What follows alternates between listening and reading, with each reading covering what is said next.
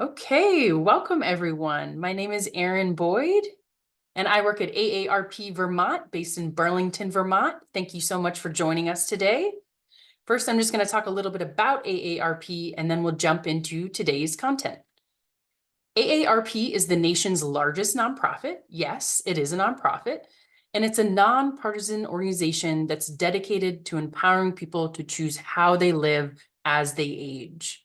The vision of AARP is to have a society in which all people live with dignity and purpose and can fulfill their goals and dreams. With a nationwide presence, including right here in Vermont or whatever state you're zooming in from, AARP works to strengthen communities and advocate for what matters most to older adults and their families.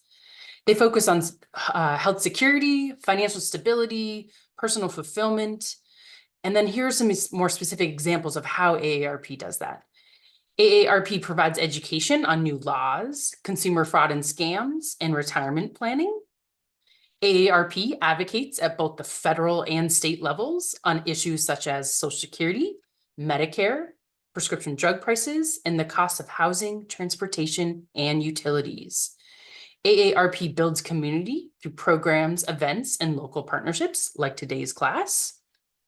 And AARP works to make states more livable for all ages by supporting safe and walkable streets and age-friendly housing and transportation options. Additionally, through the AARP Foundation, there are two free volunteer-driven services, the Tax Aid Program and the Driver Safety Program.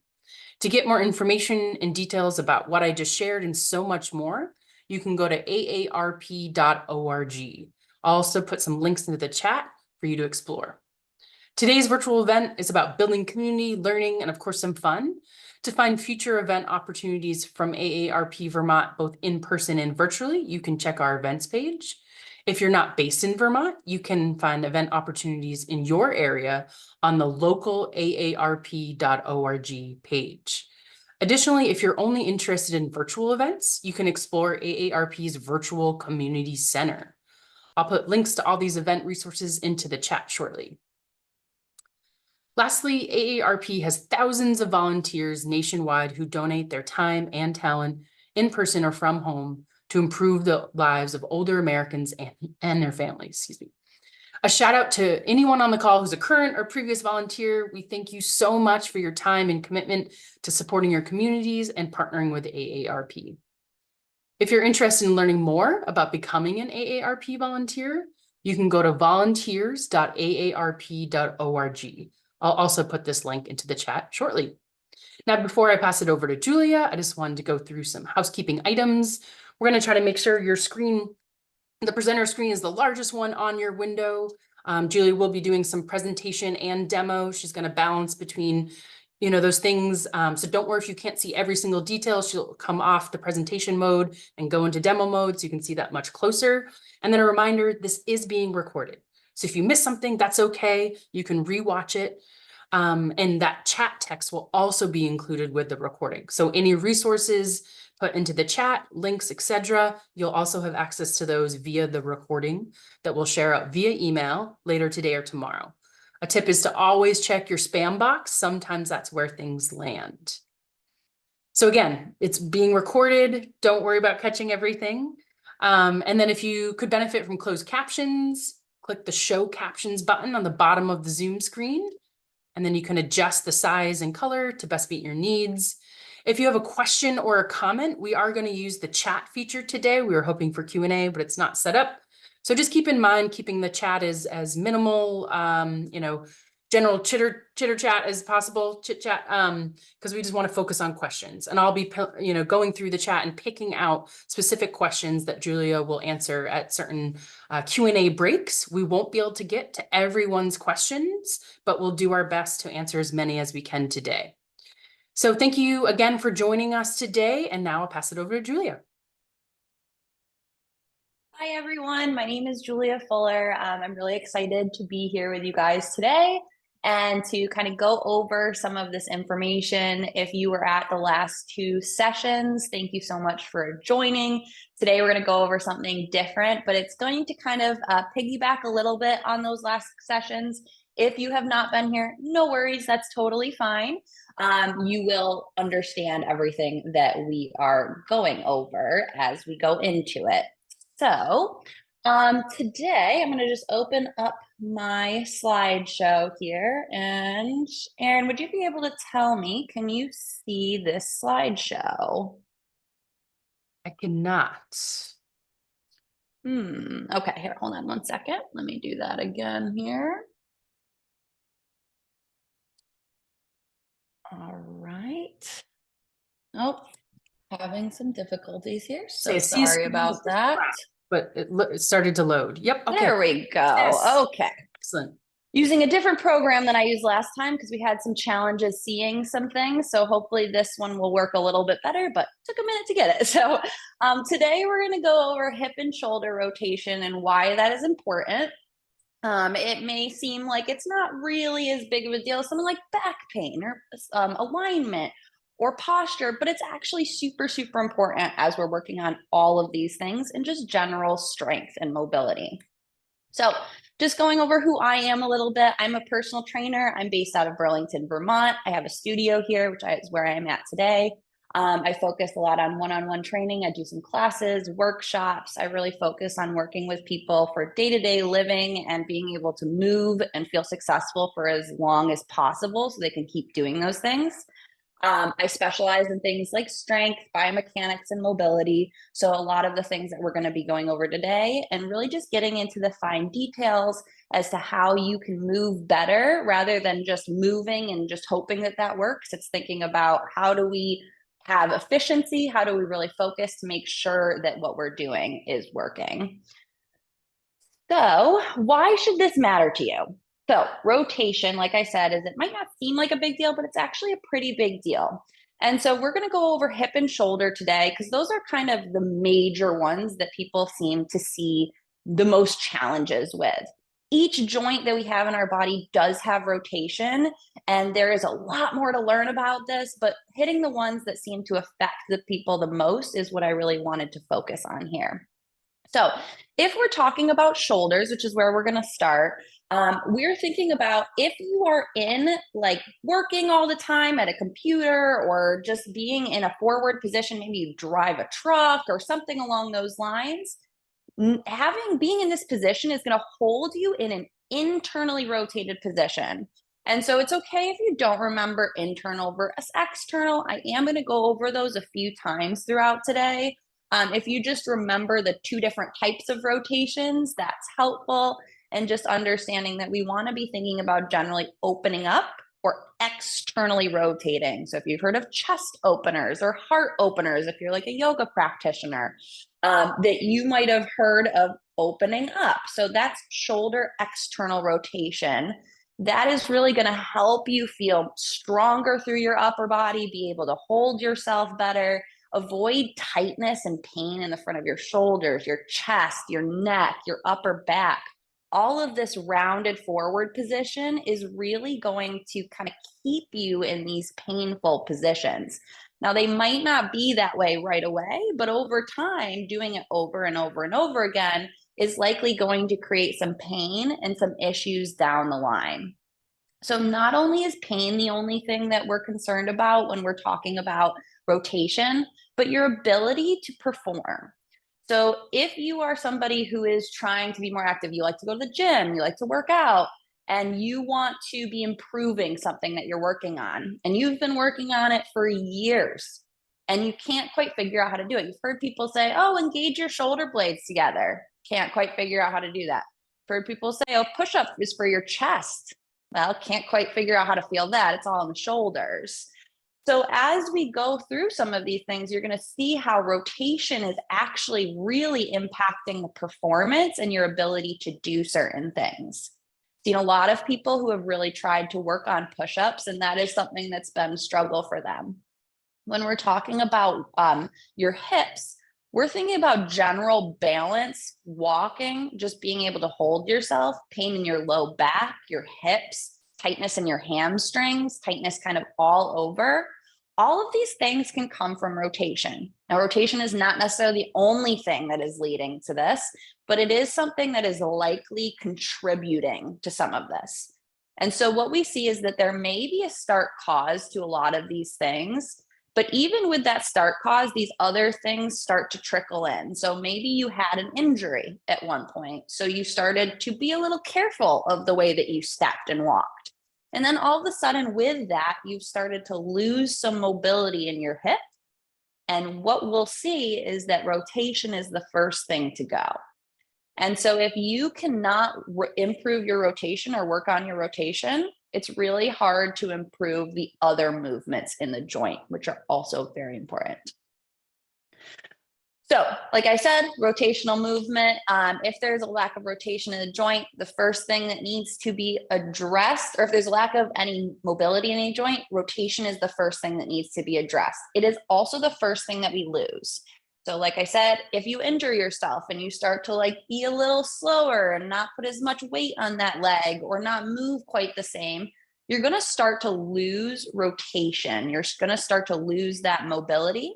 And when we stop moving like that, our body stops thinking that we need to move like that. And then we're going to start to compensate and move in different ways, which is potentially going to lead to pain either in that spot or somewhere completely different that you don't quite expect. So focusing on improving rotation is going to improve things like flexion and extension and going out to the side and crossing over in front of you. Those things need to be improved only after improving rotation. Those things will not really be able to improve mobility as much without the work on the rotation. So there are a few definitions that I want you guys to understand as we're going through today's exercises and things. So flexibility. If you've heard of flexibility before, it's thinking about how bendy someone is. So can somebody touch their toes? Can they bend backwards? Can they do random things that look really challenging? Maybe they can just get into weird positions.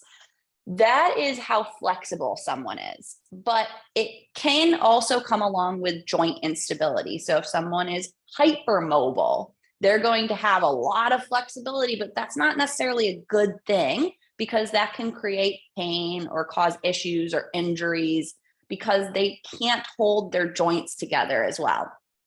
So yoga is a wonderful, wonderful activity to participate in for a variety of reasons. I love yoga. I encourage people to participate in yoga. That being said, if you don't understand the purpose of certain things or why you're doing them or how to do them, there's a good chance that you can actually hurt yourself by over participating in something like yoga by really overstretching. So there are specific tools and ways that teachers will get students to try to do certain activities and certain moves, but sometimes people just don't understand what those terms mean and what those words mean. So if you've been in a class and they said, okay, tear the mat apart, what does that mean? So thinking about how do you do that, that's going to increase strength when you're doing your yoga move rather than just focusing on the flexibility. So flexibility is something that we are going to go into, but we want to focus on functional flexibility, which is stability. So, functional flexibility is mobility, but we're going to go into that in a moment. So stability is going to be basically thinking about holding yourself very, very stable, being able to balance, being able to not fall over if you are going to be pushed or you're going to slip on some ice, being able to hold yourself in a very specific position or being able to control yourself when things are challenging. So like I said, slipping on ice or being in an unstable environment, maybe you're hiking, you're paddle boarding, walking with confidence, not feeling you're going to fear of tripping. So all of these things are really important with stability. And so, like I said, functional flexibility is mobility. And so when we're talking about functional flexibility, it's the idea that you can get into that range that you can with the flexibility, but you have strength there. It's not just being there. Because I can just move my arm in this position, but if I have to hold a weight or if I have to grab something behind me, if I don't have the strength there, it's just going to pull me back. So being able to have strength and flexibility is going to be really, really helpful as you are working on improving these things. So the reason that it's important to go over all of these things together is we want to be focusing on stabilizing and mobility. So we want to be able to stabilize, control our body. We want to be able to move as much as we possibly can. So one of the things that we're going to go over today, at least a couple of them, are called CARs, controlled articular rotations. So I have a certification in something called functional range conditioning, and Erin is going to send out the information to find a practitioner near you, and they are going to basically explore this with you. So if this is something that is of interest to you, if this is something that you want to explore more, I highly consider going and checking out one of these practitioners that may be near you to learn a little bit more about this information. Basically, they're going to take you through going over how to mobilize each individual joint while stabilizing through the rest of your body, beginning to develop more control through your movement, and feeling as though you are in control of your body and you're able to explore every possible safe range and pain-free range that you have available to you. So controlled articular rotations, like I said, they're thinking about moving one joint while the rest of the body stays stable.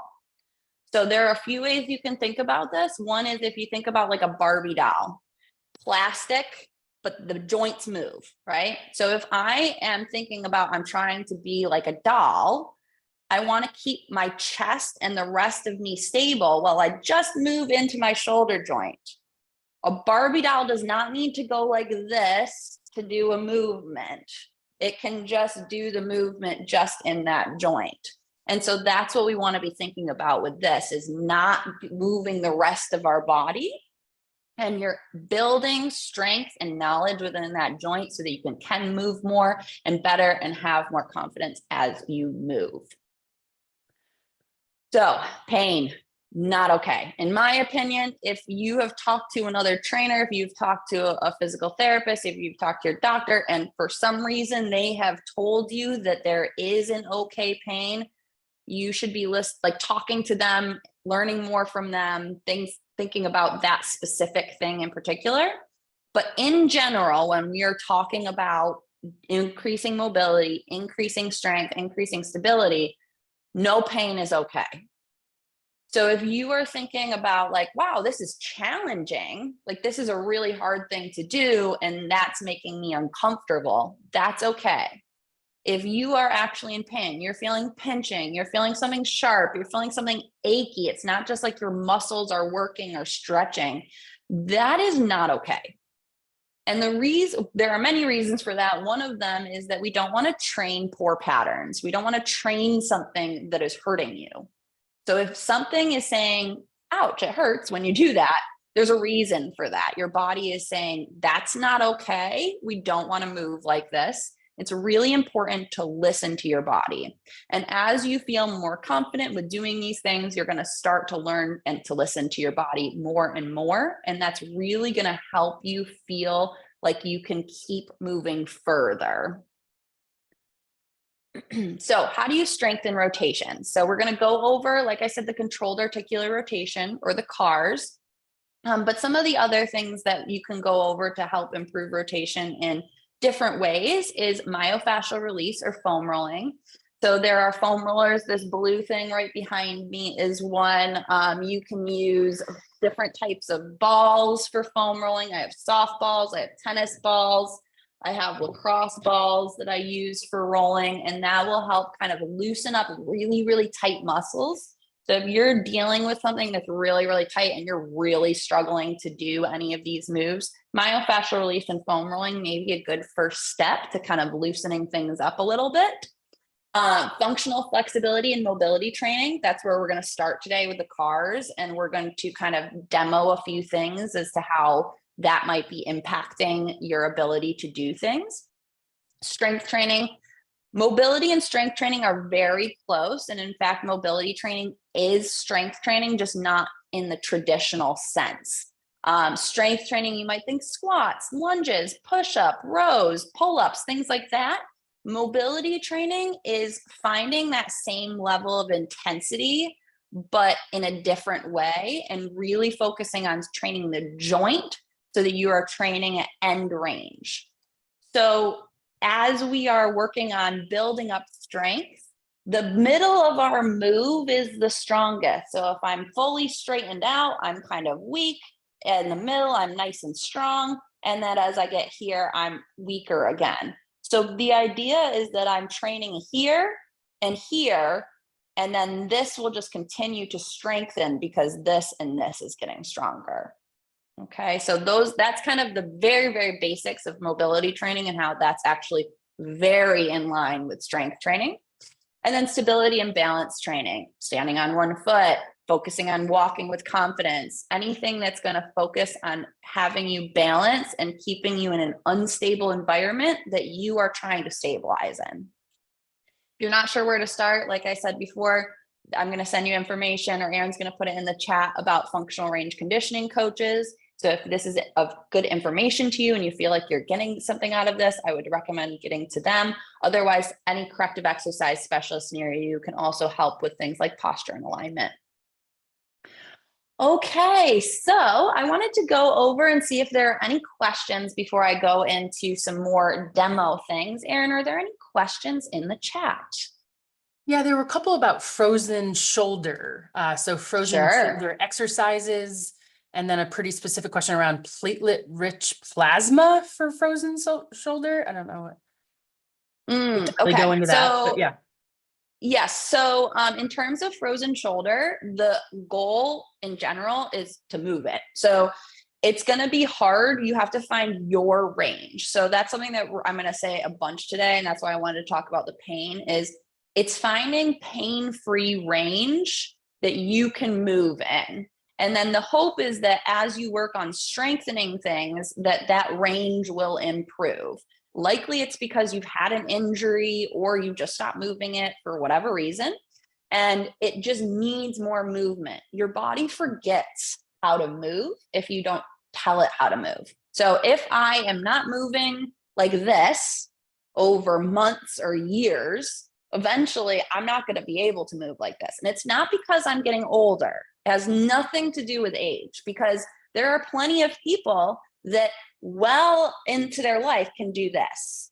They can do splits, they can dance, they can do whatever. It has nothing to do with age. So if you're feeling like, oh, I'm just too old to do that's no, you can do anything. You are capable of doing all of this stuff. It's just finding the right way to do it and making sure that you're doing it effectively for yourself.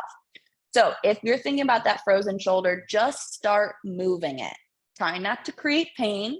I really encourage you to work with somebody if you are not really sure how to move it successfully. We'll go over a movement for it today. And what you're going to see is that I'm going to do a big movement to show it to you guys. Yours might be here. Yours might be really small, and that's okay. I don't want you to try to make it as big as mine. I want it to be your range, not my range. So basically getting to frozen shoulder, really just try to move it. And if you're not sure past that, trying to work with someone will really help you move past it. And in terms of the plasma,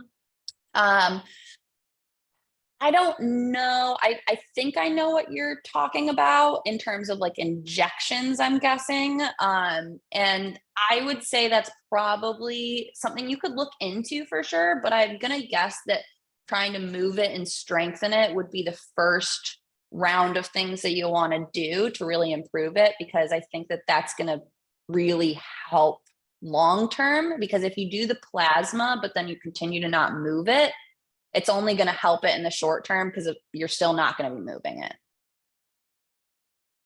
Okay, then there's a couple questions about like kind of equipment or tools to use when doing exercises. So baseball size balls and then the big stability balls. Do you recommend those, and are you going to show any of that today? So for today, I don't have anything with equipment just because I wanted to make it as possible for everybody to do these things. So if they don't have any of the equipment, stability balls, absolutely. I fully think that they're a good thing to use. I use them frequently with people for different exercises. You can use them to stabilize yourself. Same with like balls, to like if you were using like a baseball or a softball. up against the wall while you're holding your shoulder blade in place. That's a possibility to think about, like mobilizing while holding stability. It's also a way to do foam rolling or myofascial release, as I suggested. I'm not positive what else you might be thinking of for that type of ball, but in general, those things are really good.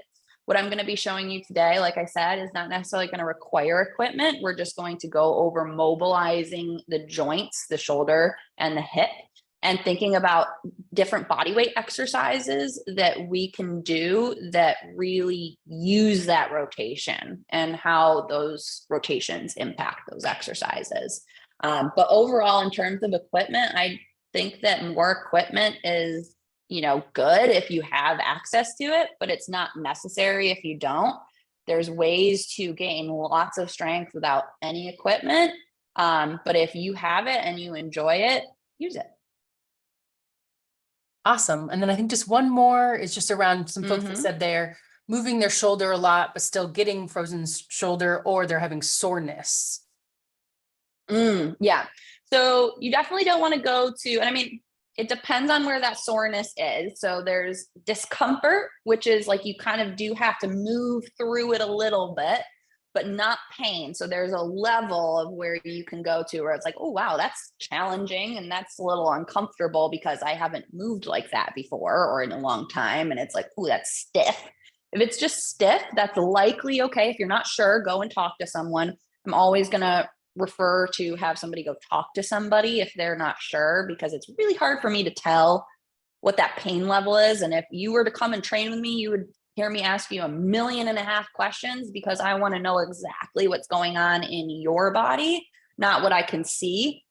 So if you are moving your shoulder a lot and you have the frozen shoulder, again, going to talk with somebody that knows how to move it will be really helpful. If you have done that, then I would consider going to your doctor or a physical therapist and seeing what the other options may be. But I'm guessing that you probably need to go and have very specific training to be able to move it, because just moving your shoulder might not necessarily be what you need. There might be other tools to it. You might need to strengthen your back. You might need to strengthen your chest.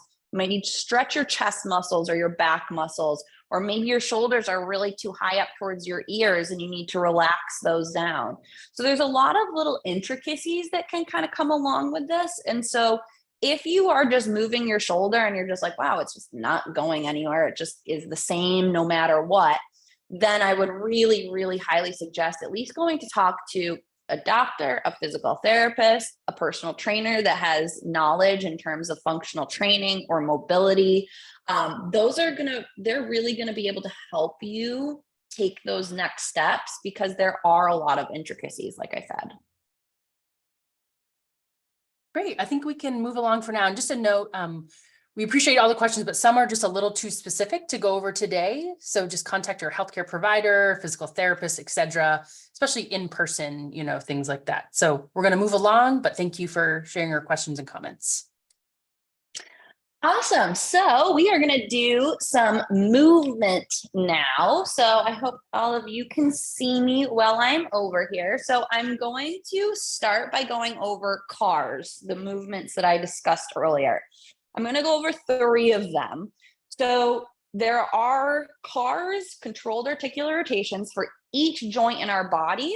So if this is of interest to you, if it feels good to you and you are like, wow, I want to learn more, contact your local functional range conditioning coach. They will be able to help you do more of this and learn more of it. If you are interested in learning more and you have questions for me, also feel free to reach out to me. So we're going to start with the shoulder, because that's kind of where we started before. So I'm going to do 2 in the shoulder. One is the shoulder blade. Okay, so I'm going to show you from the side, the front, and the back, so you guys can kind of see how it's all going. So I want to have you guys stand up. I want you to think about trying to hold your body really, really stable here, okay? So one way you can do that is you could think about taking a deep breath through your belly. So a diaphragmatic breath, fill up your belly with air and trap it there. So try not to let it be able to push back out. You should be able to take huge deep breaths here. If you need to take as much of a breath as you need to, don't feel like you're trying to starve yourself of air, but trying to kind of keep the air in your belly here. I'm going to take that deep breath. I'm going to make a fist with my other hand so that I can really think about holding nice and stable. And the arm that I'm using, I'm going to keep the palm at my side here. So I'm really thinking about the rest of my body being really stable. Then I'm going to think about my shoulder blade coming up towards my ear. Then I'm going to move it forward. So my arm is coming in front of me. I'm still keeping it on my thigh. And then I'm going to keep it forward, drop it down to the ground, and then bring it back behind me. So it's almost like as I'm going down, I'm trying to dig into a pocket.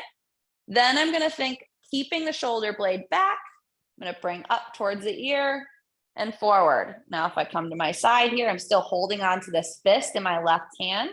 My shoulder blade is up and forward. Then I'm going to slide it down, back, up, forward. Now I'm going to reverse it. And when I do that, I'm going to turn around and I'm going to think about squeezing back to reverse it. I'm still trying to keep my palm on my thigh here.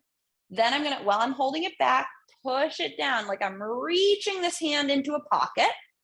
Then I'm going to pull it forward and back up towards my ear and back again.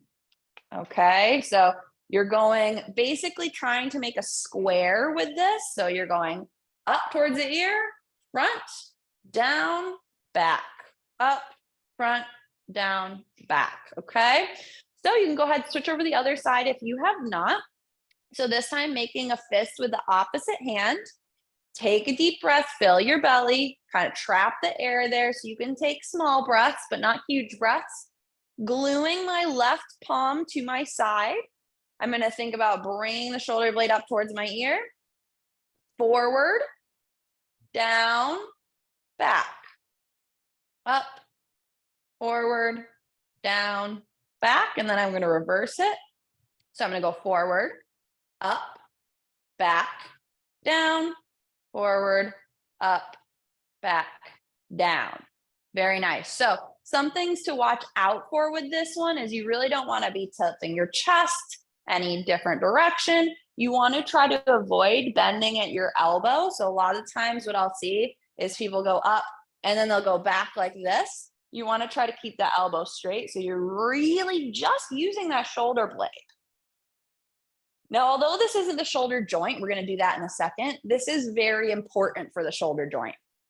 We stand like this a lot, or this, or this, or this, where we're just in this, our upper arms are glued to our sides or pretty close to that. So our shoulder blades get really sticky to our arm bones. So what happens a lot of the time is when we reach, the shoulder blade comes with us. Like we reach through our shoulder blade. Our shoulder blade should be able to stabilize on our back while we reach forward with our arm. Our shoulder blade shouldn't have to move. So that's why I wanted to show you the shoulder blade one today, is because I want you to think about stabilizing your shoulder blade while we move through the shoulder joint one. Okay, so there's the shoulder blade. I'm going to go through the shoulder joint and the hip joint, and then I'm going to pause for questions after that and then go over some more information. So shoulder joint is next. So I'm going to bring my arm out to the side. So this is where I'm going to go into the different moves that are in the shoulder joint. If this becomes confusing, don't worry about remembering the names. I'm just using them as reference points. So again, I'm going to think about taking that deep breath in through my belly. I'm going to make a fist with my left hand. My right hand is out to the side. And I'm thinking about fully externally rotating my shoulder or my arm bone in my shoulder joint. So this bone, I'm trying to rotate the top of this arm out and back as much as I can. And if you pay attention, you should feel some stuff happening in your shoulder joint. It should feel as though you're rotated out as far as you can. Then you're going to come across your body. Now, I don't want you to think about like doing this where you're rotating your body. Remember, we're trying to keep really stiff. The only thing we want moving is the shoulder joint. So I'm crossing over. I'm going to come up as high as I can here. I'm going to do this from the side after. I'm going to come up as high as I can. I want to think about not lifting up through my rib cage. So I want to just try to use just my shoulder joint. Once I hit to a stopping space and I have my palm back behind me, I'm going to think about rotating this bone out. So I'm internally rotating now. Okay, so I went from external rotation, rotated completely in the other direction to internal. Now I'm going to come back behind me. This is where it gets a little confusing. I'm going to keep rotating. So I'm going to end up with my palm facing away from me. Okay. So it's kind of confusing because you're moving and rotating at the same time. So now I'm going to kick straight back behind me. I'm going to rotate, externally rotate, go in the opposite direction. Then I'm going to come up behind me, try not to rotate my chest, try to keep my shoulder blade down, continue to rotate so my palm is up in front of me like I'm going to serve a platter of food. Okay, I'm going to turn to the side this time. So we're going to come out to the side, come in front without rotating the chest, lift the arm up, try to keep the chest down, rotate the shoulder joint as much as you can, come back behind you, continue to rotate the whole time so that the palm faces away from you. Then you're going to kick straight back, rotate, come up, continue to rotate so your palm faces behind you and then in front of you and facing up. Good. Let's switch over to the other side. So we're going to bring the left hand out to the side. Think about trapping the belly or the air in the belly, making a fist, crossing over, lifting up, rotating, come back behind you. Palm faces away. So continuing to rotate. So now we're in internal rotation. I'm going to kick straight back. I'm going to rotate, come up, continue to rotate. So now my palm is facing behind me, and then it's going to face up towards the ceiling. So we'll come across, up, palm faces back, rotate so the palm faces out, continue to rotate that shoulder joint, come back to the side, palm face out, kick back, rotate, come back around and forward.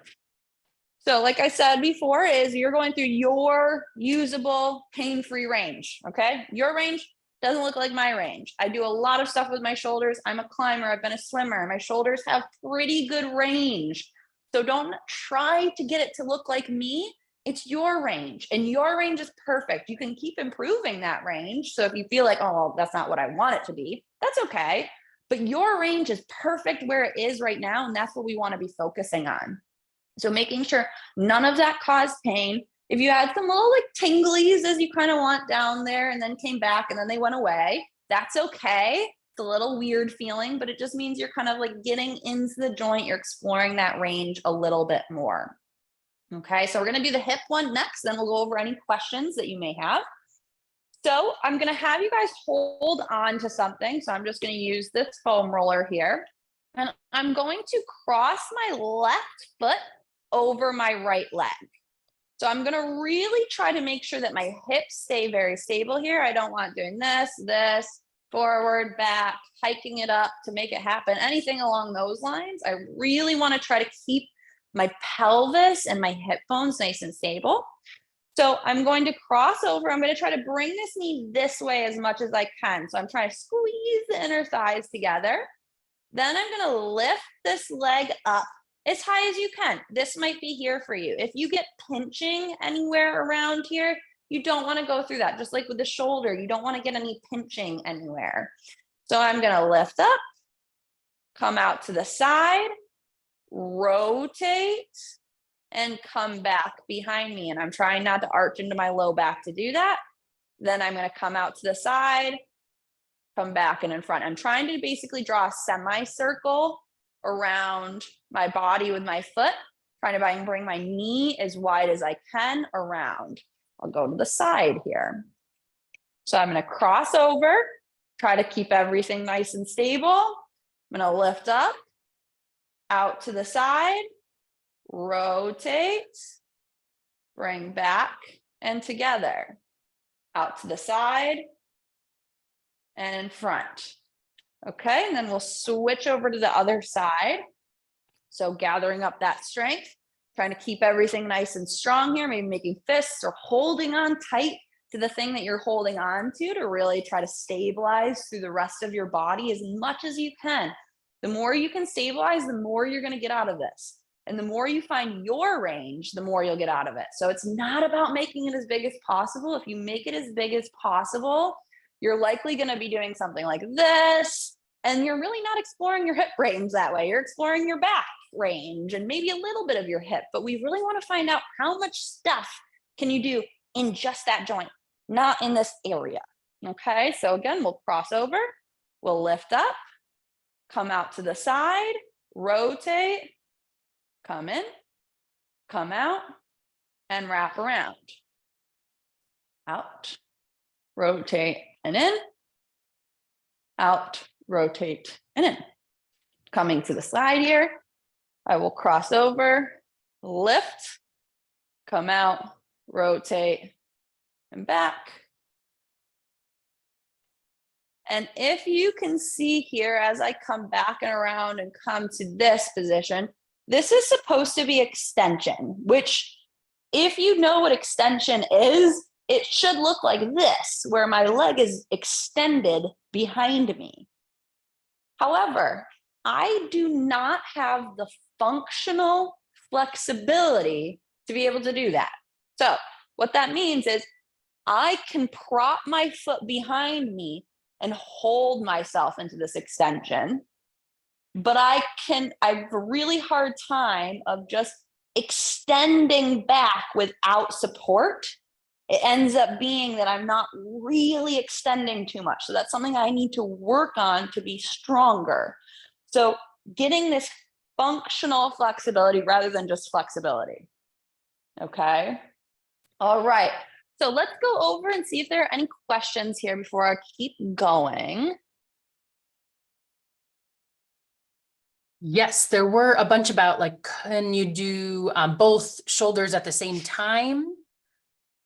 Nope, do them one at a time because we don't want to have the shoulders be dependent on the other shoulder. We want to just do the one shoulder at a time so that that joint is independent of all other joints. You want each joint to be able to function on its own, and then you work on top of it. So then you add multiple joints in together and adding those big moves together. But right off, you want to make it as simple as possible and just do the one joint at a time. Great, thank you. Then folks are wondering about how often should they do these? How many repetitions? Yeah. So basically the goal is to do it every day. And again, like I said, that there are moves for every single joint. So the goal would be to get all of those moves, understand how to do all of those moves and do them every day. I understand that that's not realistic for some people. So what I tell my clients is try to do them at least 4 times a week so that you're doing them more than half the time. And then I will check in with my clients every time. And I'm like, did you do your cars this week? If they say no, we start our session with them. If they say like, yeah, I did them 4 times, then we'll skip them so we can get to more in the session. But the goal is to do them every day. This is maintaining your mobility as it is, so it doesn't get any worse. There are more past this, way, way more past this to improve your mobility. So this is going to keep you where it is right now so it doesn't get any worse. And then you can work on strengthening things so that it gets better. Great, thank you. And then there were some questions around different sounds people were hearing when they were rotating. So Rice Krispie, a creak, popping. What are some normal sounds versus not? So basically, this is how I go. If it doesn't have pain, it's probably okay. If it does have pain, it's not okay. So you're moving in new ranges. You're moving in a way that you haven't before. So as long as it's pain-free, your body's kind of just like moving in a way and trying to figure it out. If you have any little inkling of pain, not so good. As long as it goes away, you should be okay. Like right away, like don't sit through it and try to work through it because you're like, oh, I can do this. Like it's not just because you can doesn't mean you should. So trying to find the range where even if it does have that popping and clicking and all of that, Rice Krispies, anything is okay as long as it doesn't create pain. The more you do this, the more you work on aligning things and strengthening things, that should start to go away. Excellent. And then just folks wanting a clarification on repetitions, how many of each thing to do? Yes. Thanks. So it really depends on what you have time for. So because I want my clients to do them at least 4 times a week, I say, you know what, if you have time to do 1 repetition in each direction. So if we're doing the shoulder blade, the up, forward, down, back is 1 repetition. And then the opposite direction is 1 repetition. So if you do 1 in each way for each joint, I'm happy. I would like people to do more than that. You can do as many as you want. You could do this as often as you want because it's supposed to just be moving your body. This isn't like a max intensity type of thing. It's something where you're just moving. So the more you can do this, the better. I would say doing at least 1 rep in each direction, maybe up to 3 to 5 even. Okay, and then there were just, I think final question for now would just be difference between a functional range release practitioner versus PT versus an FR conditioning specialist. I'm not sure if that's the same. Yeah. All the different. Yeah. So so FRR functional range release is within the same family as functional range conditioning. I believe the functional release is a bodywork practitioner, so like a massage therapist or a chiropractor or something along those lines that's going to give you more body work type stuff. So like I said, massage, or they're going to be moving your body into specific positions a little bit differently. So I'm a functional range conditioning coach. So I teach people how to move their bodies on their own, and I'll kind of like assist a little bit, but for the most part, they're doing the stuff and I'm just coaching. And then if you're looking at a PT, there are so many ranges of PTs that it's a little hard to answer that question. But if you're looking at least in Vermont, I'm sure other states are different. If you're looking at an insurance-based PT, they're looking at just the thing that is bothering you. So if you have injured your ankle or your toe or your hip, they're going to just focus on that. So even if there are other things that are impacting it, they're just working on that injury spot. Again, at least in Vermont, if they don't take insurance, they might be focusing on all different things. They might be doing similar things to me. They will also add other things in like microneedling or massage or a variety of different types of things that they can add in additionally, but they just have a slightly different focus. I think a lot of the times PT is more triggered towards like an injury or a very specific thing. Whereas what I focus on is full body conditioning and functional movement so that you're kind of pulling it all together at once rather than just focusing on one specific thing. Great. I think that's good for now. Perfect. So we're just going to go over some exercises and things that are really impacted based on rotation in each joint. So when we're talking about the shoulders, push-ups I mentioned earlier are a big thing. So a lot of the times I see people doing push-ups where they're like this and their shoulders or their elbows are all the way out directly in line with their shoulders. And in fact, that's the way I used to think that push-ups went. So it's okay if you do that. It's also going to impact your shoulders and start to irritate your shoulders. So the sooner you can shift that, the stronger that they will be. So I have worked with a variety of people that have really struggled to get that push-up strength. And there are a few things. One is mobility in your rib cage, which I'm not going to go over today, but that's one thing, but also rotation in the shoulder. So if I'm here and this is my position that I typically do a push-up in, which I will demonstrate in a minute, then this is not, I'm not like rotated in any direction here. So I'm going to think about rotating my shoulders so that they are able to kind of come down, and I'm going to push like this. So I'm going to be in about a 45-degree out to the side with my elbow. And so if you can think about if my head is the point, my elbows are like kind of the wings of an arrow. I'm trying to make an arrow with my body. Now I'm going to try to get my wrists directly under my elbows as I'm doing this. And that's going to help hold me into this rotation as well. So working on this rotation is going to help with this. Now you don't need to do a full push-up. We're not going to do a full push-up today.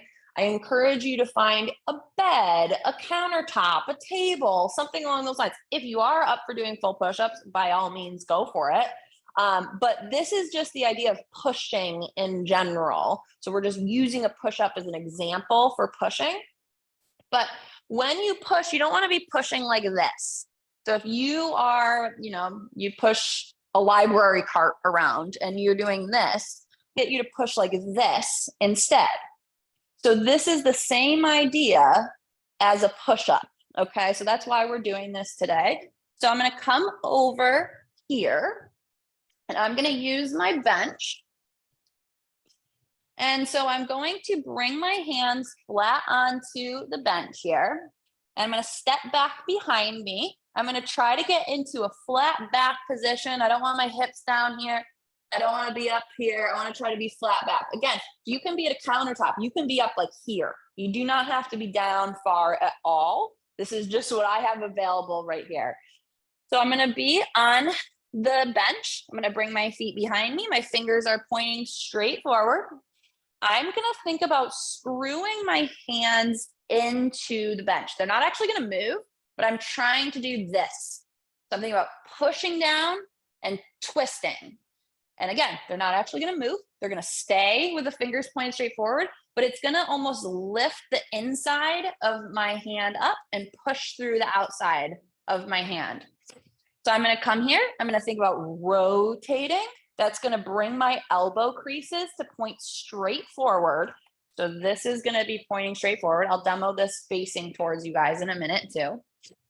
And then I'm going to think about bringing my chest forward. And then I'm going to dip down and push back. Dip and push. And I'm really trying to keep those elbows over my wrist and look kind of forward as I'm doing this. I'm going to turn to face towards you so you can see what my arms are doing. So if I'm just normal here, I'm going to think about twisting, screwing my hands in, my elbow creases come forward. I'm going to bring my chest up, look forward a little bit, dip down and push back. Dip and push. Okay. So if you have done pushing in the past, which we all have in one way or another, you may have noticed a difference as you added that movement in there. You should feel more in your chest. It should feel less strain on your shoulder joint itself. The other thing that might be impacted by a shoulder rotation is pulling. So I see a lot of people that they struggle with being able to activate their shoulder blades and their upper back when they're doing movements because of the rotation in their shoulder. So if I have someone and they are like this a lot of the time, they're rowing like this or pulling like this. And you really can't activate up here as well as when you're here. So I can really squeeze back now. I can really gain a lot of strength from my upper back. Whereas here, I'm really kind of working against myself. I'm really struggling to do this. This is using my shoulders, which is and my neck almost, and it's really kind of adding on to the tightness that we tend to carry through here. So being able to mobilize and open up the shoulders and the chest will help that as well.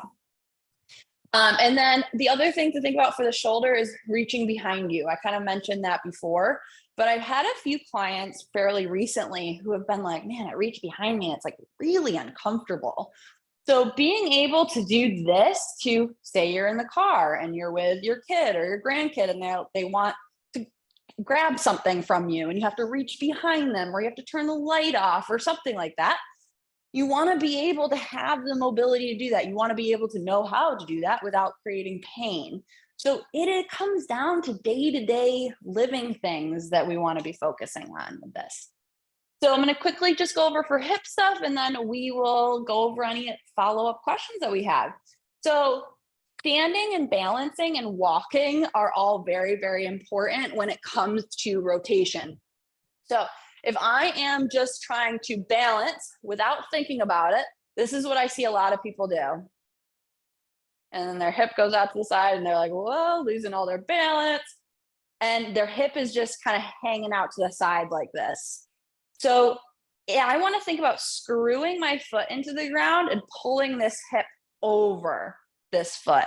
That's going to create a little bit of rotation in my hip and hold me more upright.